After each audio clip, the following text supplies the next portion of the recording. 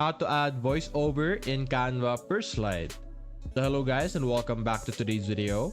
So what we're going to do is you're just simply going to select the specific clip that you want to add your voiceover to. For example, we have this clip over here, or this part of our video.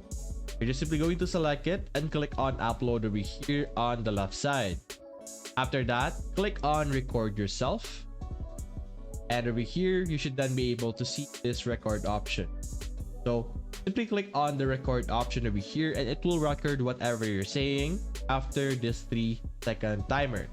Let's say here, Sweden travel destination, here we go. Then click on done and click on save and exit. So let me play our audio over here.